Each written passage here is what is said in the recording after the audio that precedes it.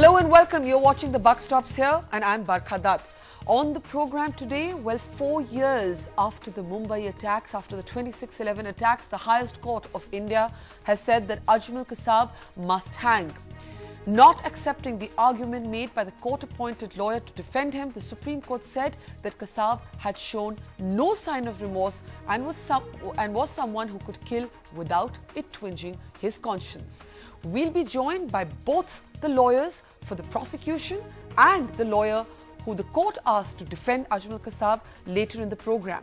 Also coming up on The Buck Stops Here today, our newsmaker for the day.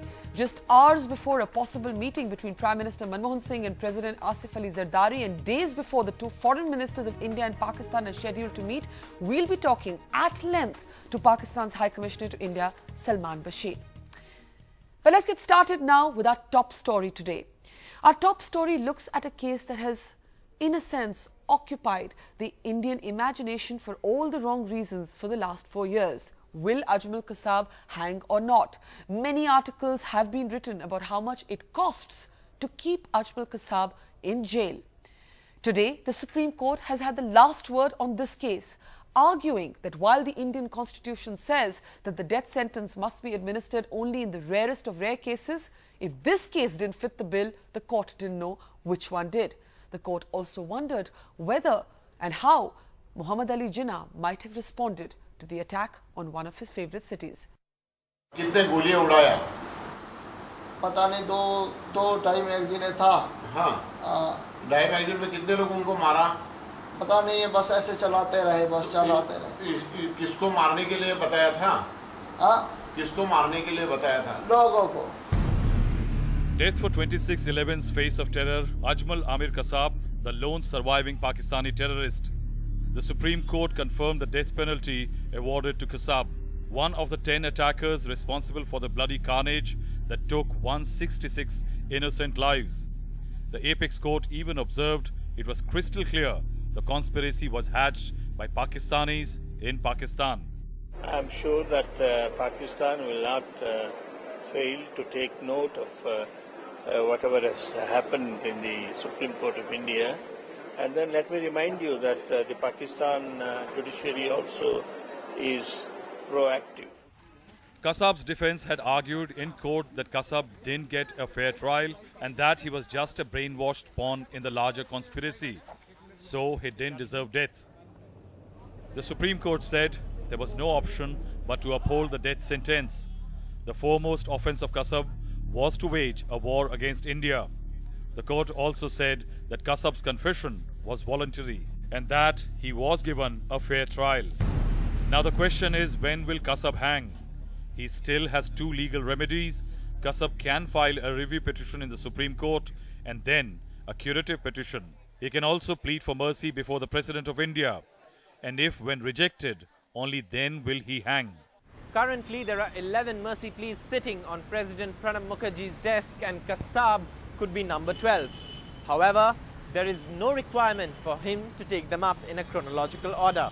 The government says that if Kasab files a mercy plea, it will be processed soon. देखिए, मुझे तो पिछला मैं नहीं बोलूँगा, लेकिन अभी जितना कम वक्त लगेगा हम देख लेंगे. 26/11's legal proceedings have taken nearly 4 years to conclude. For terror victims, delays, they believe, that are denying them justice. This country is not punishing terrorists like Kasab and Afzal Guru. How they are going to punish the corrupt politicians? But the 4-year Kasab trial only means that Indian judicial system follows certain rules in fairness. Today's judgment sends out a message that Indian judiciary strictly follows the rule of law even in respect of a Pakistani national. The fact that court appointed a senior lawyer to defend Kasab shows full opportunity was given to him. With Saurav Gupta and Imtiaz Jalil, this is Arunachalam Vaidyanathan for NDTV. So Ajmal Kasab was described as a killer machine by prosecuting lawyers and as a mere pawn in the tools of the Lashkar by the court-appointed lawyer who was defending him. At the end of the day, the Supreme Court said that if this was not a case that fitted the Indian definition of rarest of rare for death sentences, they did not know what would. They also wondered what Muhammad Ali Jinnah would have thought about this attack on one of his favorite cities. It has been an extraordinary trial, one in which Indian democracy can certainly feel proud that even a terrorist who literally waged war against India was given due process. To take us through some of the developments, the ramifications of this judgment, we now have two very senior legal voices. We're joined by Gopal Subramaniam, who is of course the former Solicitor General of India, but in this particular trial was also representing the state of Maharashtra. And we have with us Raju Ramachandran, who of course was the amicus curiae in this case. That's a court-appointed lawyer to defend Ajmal Kasab. Raju Ramachandran, if I may start with you, how difficult was it for you to make a defense for someone like Ajmal Kasab? You've described this as one of the, if not the toughest case of your legal life so far. You had your own sentiments about what had happened in Mumbai. You had the national sentiment, the sense of public outrage, and yet there was the higher principle of due process. So how did you handle this dilemma? Barkha, the dilemma was not about balancing my personal views with my professional role. Any lawyer of some seniority and standing has by now learnt to separate these two. So that was not a problem at all. The main problem in this case was, on facts, it was an open and shut case. But he had to be defended in the last court with every possible argument which could be made, but arguments which could be legitimately made, not frivolous arguments. One wasn't going to go through the motions just for the sake of it.